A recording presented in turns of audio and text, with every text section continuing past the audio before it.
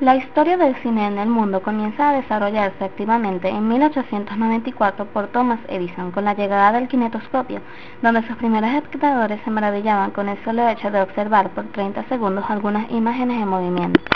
En Francia, los hermanos Lumière, inspirados por el kinetoscopio, crean su propia versión de cámara y proyector llamado cinematógrafo. La ventaja de este aparato es que estaba diseñado para varios espectadores a la vez. La primera demostración pública alcanza un éxito absoluto a pesar de que se trata tan solo de una serie de imágenes de los trabajadores literalmente saliendo de una fábrica. Ese mismo año, en 1896, el ilusionista francés Georges Méliès descubrió que deteniendo la cámara en mitad de una toma y recolocando entonces los elementos de la escena podía dar la ilusión de desaparecer los objetos. Su más conocida película es Le Voyage dans la Lune, en la que interpola varias escenas surrealistas y efectos especiales. Él también es quien por primera vez introduce el concepto de un guión y una historia para hilar las imágenes, así como el desarrollo de personajes, disolvencias y algunos efectos de edición. Posteriormente, Edwin S. Potter patentó una versión mejorada de un proyector cinematográfico y el cual se empieza a usar para grabar eventos noticiosos, como lo fue Asalto y robo de un tren en 1903. El primer plano de detalle es usado en el ultracorto de 1 minuto Grandma's Reading Glass de George Albert Smith en 1900. Posteriormente, en 1903, es el mismo Edwin S. Potter quien realiza la primera película con un guión cinematográfico y con una secuencia cronológica de imágenes. Del mismo modo, el cineasta más influyente del periodo mudo fue el productor y director D.W. Griffith, quien perfeccionó los elementos que hasta entonces se habían empleado para hacer cine, donde dio a los planos un sentido narrativo funcional y también descompuso las escenas en una serie de planos diferentes, midiendo la duración de cada uno de ellos para conseguir una intensidad emocional creciente y un ritmo antes desconocido en el cine. De igual forma, es el creador de las 3 leyes fundamentales de la narrativa cinematográfica: acción, tiempo y espacio. Consecutivamente, en 1915, por primera vez la cámara se libera del trípode y sale andando por la calle detrás de un personaje, y en 1917, Camille de Morjon funda en Francia la Sociedad de Autores Cinematográficos y para el año 1921 se estrena The Kid, el primer largometraje de Charles Chaplin. Entre 1915 y 1920, las grandes salas de cine proliferaron por todo el territorio de Estados Unidos y se produjeron cientos de películas al año como respuesta a la creciente demanda de las salas. El 6 de octubre de 1927 sucede un hecho revolucionario para la historia del cine. Comenzaba a hablar. El cantador de jazz de Alan Crosland dejaba escuchar al actor Al Jolson cantando, y en 1928 la Academia de Artes Cinematográficas y Ciencias de Hollywood realizaba la primera entrega de los premios Oscar. Wings, de William A. Wellman, gana el premio a la mejor película. De igual manera, con la llegada del sonido al cine, los técnicos y cineastas cambiaron de forma de hacer y de pensar, y los actores y actrices tuvieron que aprender a vocalizar correctamente.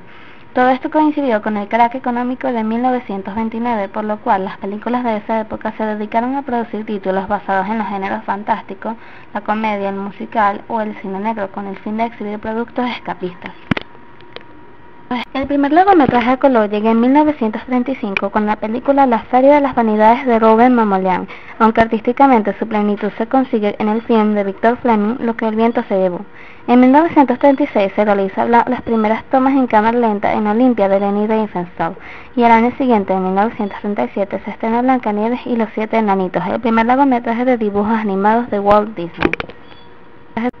Posteriormente, en 1946, se realiza la primera edición oficial del Festival de Cannes. En esta década, el mundo empieza a alistarse para la guerra y la industria cinematográfica cumple un papel fundamental en el proceso de preparar a la gente, realizar propaganda, difundir noticias, producir documentales y servir como medio para difundir moral y principios, con películas como The Great Dictator de Charles Chaplin. Consecutivamente, en los años 50, el mundo del cine busca la forma de volver a recuperar los espectadores que la televisión comienza a llevarse, por lo que comienza a usarse la espectacularidad. Es entonces cuando la pantalla crece, se proyecta en color y el sonido se convierte en estéreo. Se imponen los musicales como Cantando bajo la lluvia y las superproducciones. Los jóvenes se convierten en un público potencial importante. Es la época del rock. Es también la década de los grandes melodramas y de la consolidación de los géneros, como en el caso del thriller. Un buen ejemplo de este último lo tenemos en los films de Hitchcock como Vértigo de 1958. En el caso del cine francés, una nueva generación de realizadores aporta oxígeno al cine, realizando un tipo de cine que contaba con pocos medios pero con fuerza, como demostró el film de Godard, About the Soufflé, que supuso una ruptura con el lenguaje cinematográfico habitual.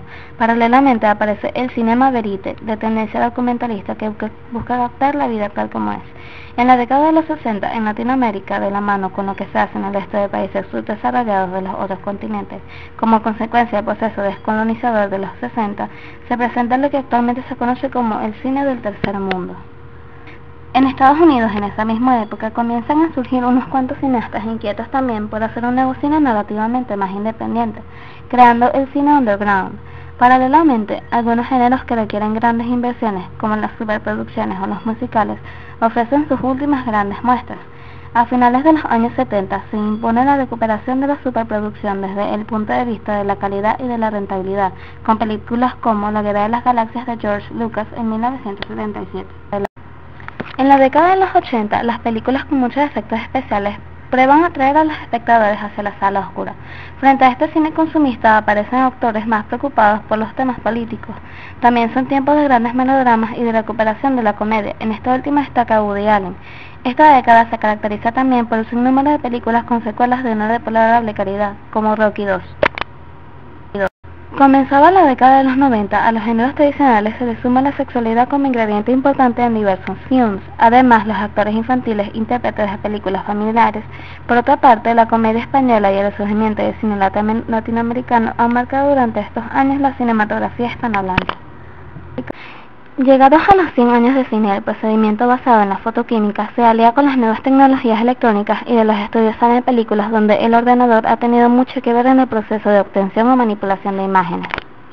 El cine en la actualidad se caracteriza por un sonido THX y una mayor cantidad y calidad de efectos sonoros y especiales. Está pasando por una etapa muy importante en donde ha recobrado su trascendencia en la sociedad y cada día existe un mayor flujo de intercambio cultural entre países del mundo, con películas como Amélie de Jean-Pierre Jeunet, que llega a convertirse en la película francesa más taquillera hasta abril.